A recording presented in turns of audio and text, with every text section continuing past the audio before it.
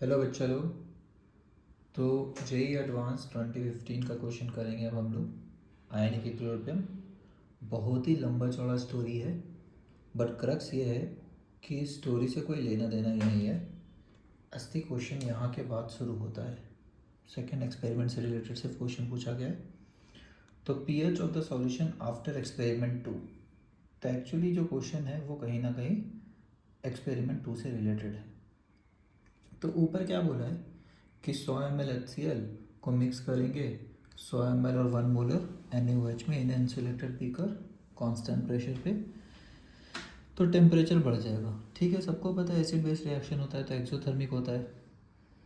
ठीक है, because the enthalpy of neutralization of strong acid strong base is constant is a constant 57 kilojoule per mole. This experiment could be used to measure the calorimeter constant. कुछ निकालना नहीं है अपने को, कोई constant constant यहाँ पे। इन ए सेकेंड एक्सपेरिमेंट बोलता है 100 ml of 2 molar acetic acid. अब आया अपना असली क्वेश्चन।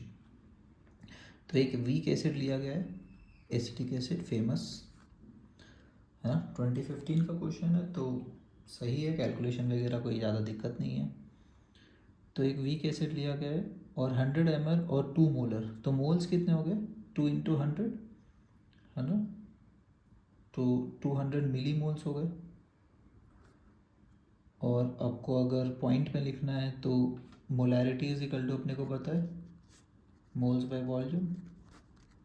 वॉल्यूम अगर लीटर में लेना है तो 0.1 ले लीजिए। फिर यहाँ से जो मोल्स आएगा वो आएगा 0.2। तो आपको जिसमें अच्छा लग रहा है वो ले लीजिए, कोई दिक्कत नहीं है।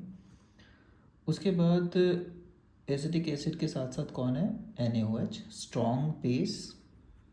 और स्ट्रॉन्ग बेस जो है वो इस बार 100 ml 1 मोलर इंटू 100 ml, तो या तो 100 मिली मोल्स बोल दीजिए या 0.1 मोल्स बोल दीजिए।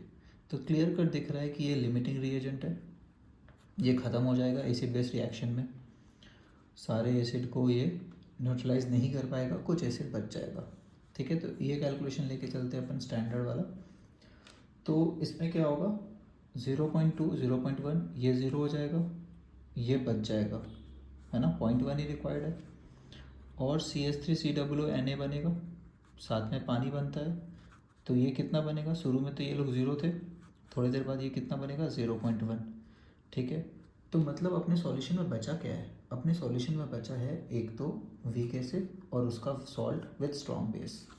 इसको क्या बोलते हैं, वीक एसिड प्लस उसका सॉल्ट वीक एसिड का विथ स्ट्रॉन्ग बेस, ये क्या बनाता है, ये बनाता है अपना बफर। और बफर का फॉर्मूला क्या होता है पीएच का, वीक एसिड है तो वीक एसिड का के दिया होगा, क्योंकि बेस का तो के हो नहीं सकता स्ट्रॉन्ग बेस का, प्लस लॉग सॉल्ट का कंसंट्रेशन बाय एसिड का कंसंट्रेशन।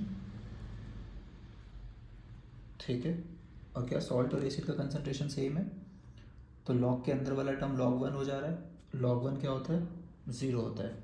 ठीक है, ये आ रहा है log 1 एंड log 1 अपना होता है 0। के कितना दिया हुआ है, तो पीएच इज इक्वल टू अपने को निकालना क्या है पीएच ही, माइनस लॉग के का जो अपना के जो दिया हुआ है वो है 2 इंटू 10⁻⁵, 2 इंटू 10⁻⁵। ठीक है, log 1 यहाँ पे 0 हो जाएगा, तो माइनस को साइड रख लेते हैं और कैलकुलेशन अपना करते हैं आगे। log 2 इंटू लॉग ए इंटू बी क्या होता है log ए प्लस log बी, तो 10⁻⁵ हो गया ये। log 2 का वैल्यू तो बहुत ही फेमस है, ऐसा होता है, और ये हो जाएगा -5। ठीक है, -5, तो -5 और प्लस इतना कितना हो रहा है -4.7, और एक माइनस हम लोग बाहर निकाल लिए थे, तो ये कितना आ रहा है +4.7। तो पीएच कितना आया +4.7।